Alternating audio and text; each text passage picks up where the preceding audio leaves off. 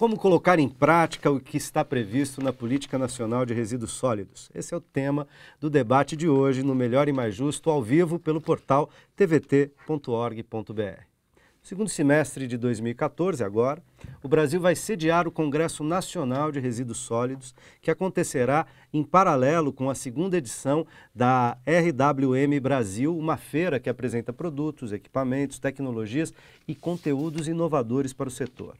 Quais as expectativas em torno desses eventos? Quais as possibilidades de intercâmbio e de fortalecimento da política através deles? Quer dizer, o debate está, como vocês vinham dizendo, o debate está colocado. Há grandes eventos, inclusive, para fomentar esse debate. Qual a expectativa desse debate se ampliar na sociedade brasileira e trazer frutos concretos? Fabrício. Eu não tenho dúvida que a vinda desses eventos no aniversário de 4 anos da lei, está tudo combinado. Então, de fato, é para vir com know-how, experiência, casos bem-sucedidos, o que deu certo no mundo para que o Brasil possa se aproveitar. Então, esse momento de você ter um Congresso Mundial de Resíduos, organizado pela ISVA, International Solid Waste Association, a feira RWM, gestão com tecnologia, é um momento ímpar, porque no Brasil nós temos aí a possibilidade de implantar inúmeros aterros sanitários. Além de aterros sanitários, nós temos as estações de tratamento térmico dos resíduos, né, que seriam uma forma de tratar com incinerador. Nós temos assim oportunidades imensas para o setor privado e para o setor público. Agora, essa questão, como a gente abordou no último bloco da cultura, é delicado, porque no Brasil a gente batalha, vamos implantar aterro sanitário, vamos implantar centrais de triagem. Mas ninguém quer uma central de triagem no seu bairro, na sua rua, porque acho que desvaloriza. O aterro sanitário abriga de municípios, porque começa a desinformação. Um que chama o aterro sanitário de lixão, que não é. O lixão é uma vala, um buraco onde se joga lixo, rejeito, sem nenhum controle, sem nada. Isso que tem que ser eliminado. O aterro sanitário é uma obra de engenharia, licenciada, implantada, correta, controlada pelos órgãos ambientais. Infelizmente, pela desinformação, às vezes, você vê a própria sociedade se virando contra um empreendimento como esse.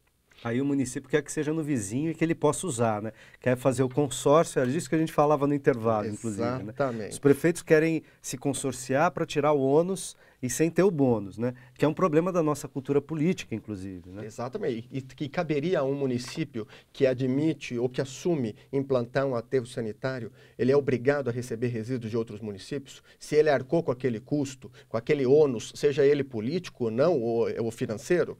Então você tem e é o que a gente chama aqui, a gente tem o NIMBY, né? Que é Not in My Backyard, não no meu jardim. Então precisa ter aterro sanitário? Precisa. Mas não aqui na minha área. Precisa ter presídio? Precisa, mas não aqui. Precisa ter central de triagem? Precisa, mas não aqui. Então, nós precisamos avançar um pouco na cultura para internalizar esse assunto resíduos sólidos. Então, essa oportunidade desses eventos mundiais no Brasil assim, é de fundamental importância e a indústria já tem dado passos ou mostrado a que veio.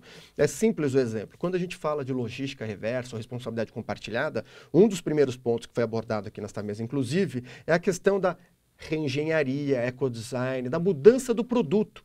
Hoje é cada vez mais comum, quando o sujeito vai ao supermercado, encontrar o refil. É mais comum. E o refil nada mais é do que gerenciamento de risco.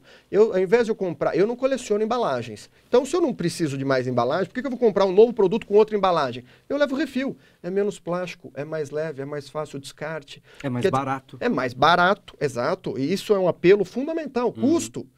Então, já tem empresas trabalhando nesse conceito, facilitando as embalagens, internalizando isso e informando o cidadão. O que é mais que a questão? Voltou engradado na bebida. Né? Então, eram outras formas, era plástico, PET, etc. Hoje nós estamos engradados. Então, quer dizer... O retornável, né? Retornável. A embalagem retornável. E por quê? A lei, ela trouxe a Política Nacional de Resíduos e a sua regulamentação. Acho que isso é importante fazer. O que está em jogo?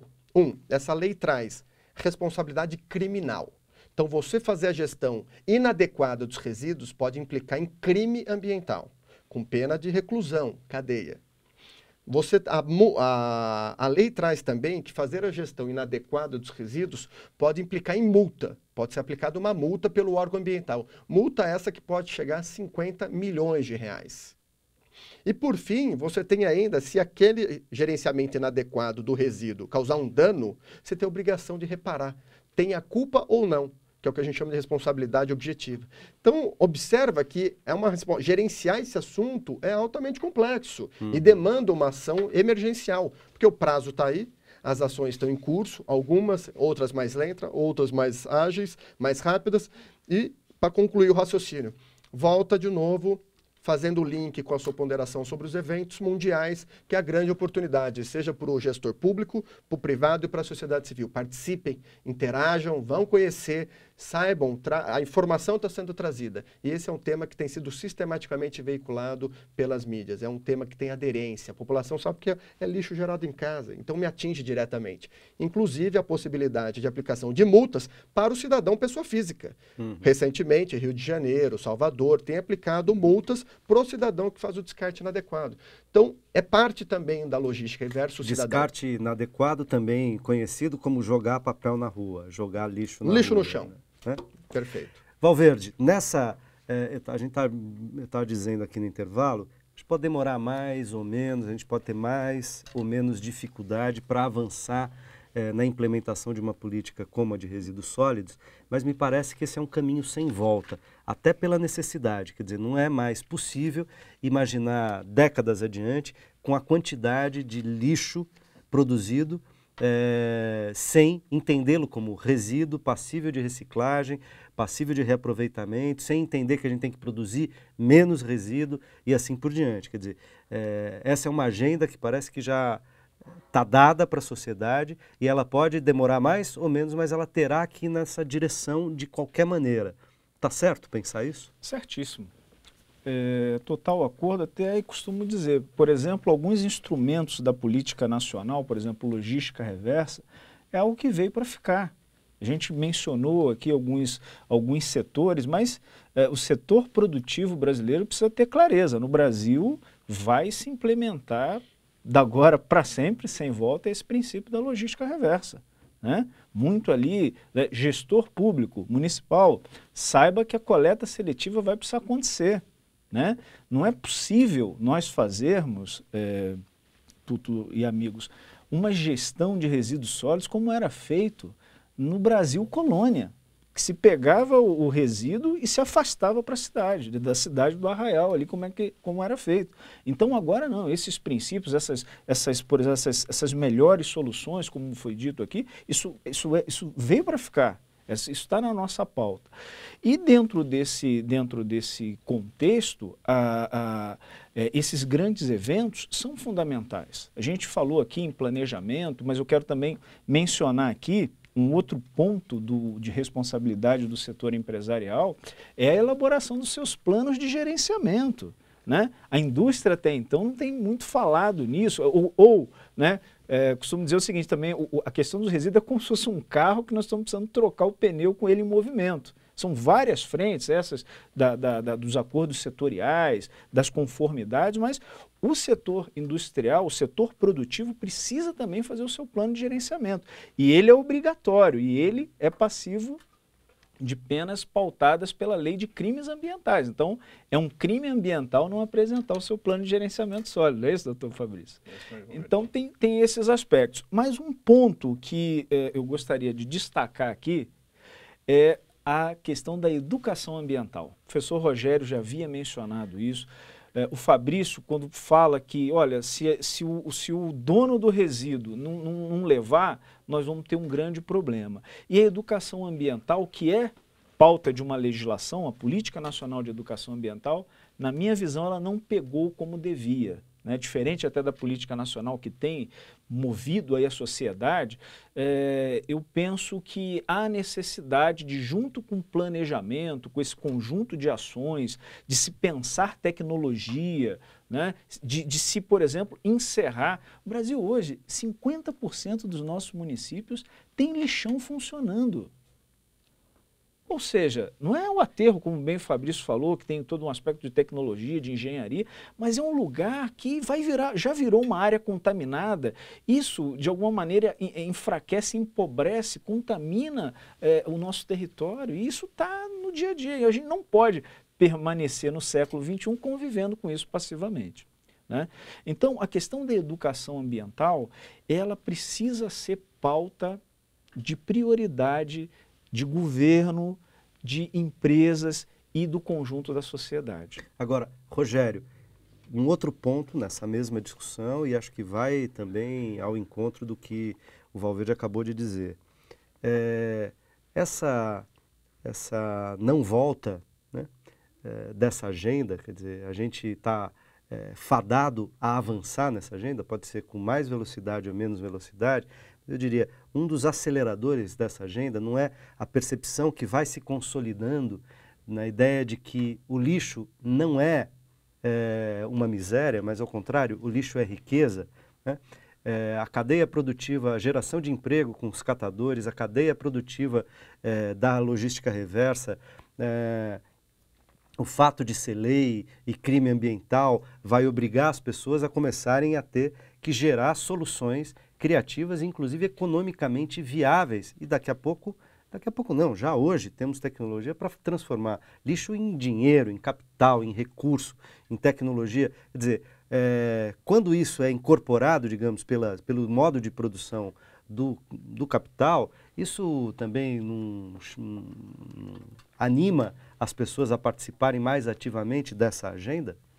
E até para se formarem em relação a ela? E é essa a função da educação ambiental, porque nós ainda temos, a educação ambiental no Brasil não pegou, porque nós ficamos na educação ambiental da década de 80, da dança circular, do nó e das atividades com as crianças. Então, pessoal, vamos fazer uma atividade.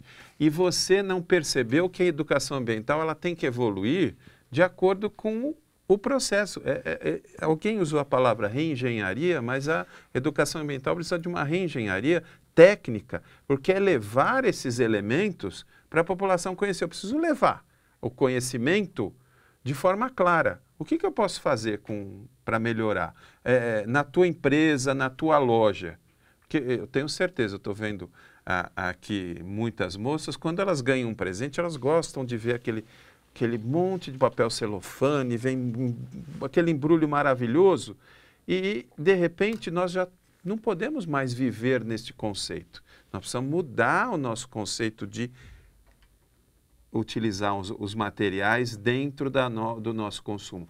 E a educação ambiental tem que levar técnica, tem que levar o conhecimento técnico. Não é só a sensibilização.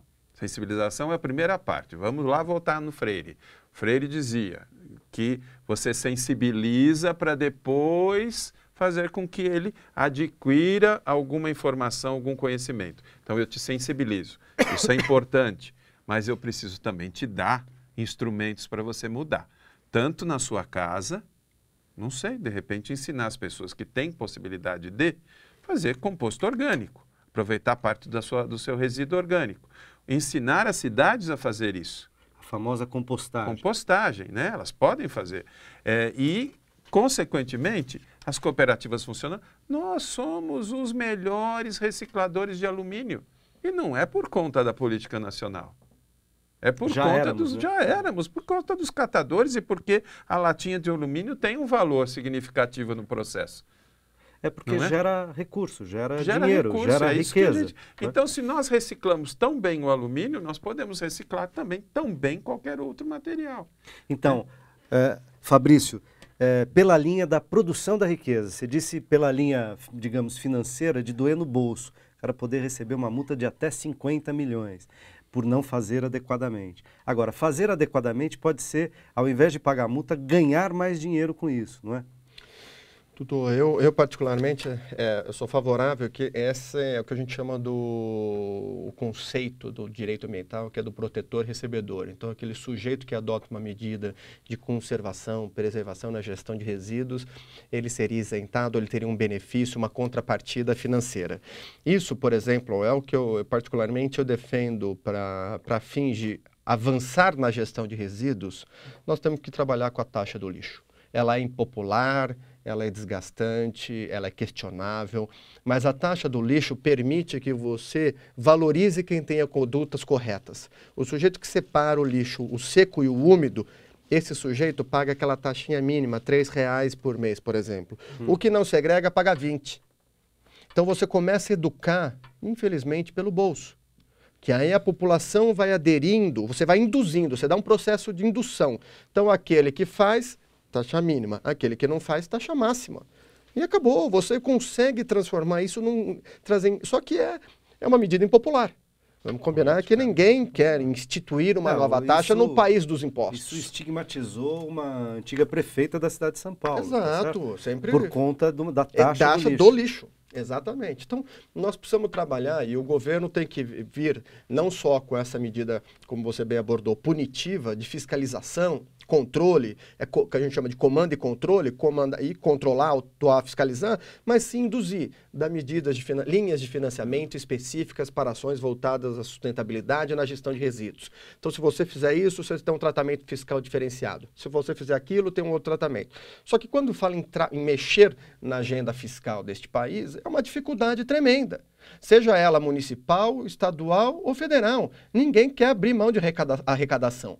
Mas quando eu trato de indução, isso é intuitivo, Tutu. Se tiver alguma medida, seja em qualquer agenda, estadual, federal ou municipal, mexendo com a questão fiscal tributária, o setor privado vai imediatamente. Claro, porque isso interessa. Então, se induz o processo. Só para você ter uma ideia, foi lançado recentemente o Inova Sustentabilidade pelo BNDES.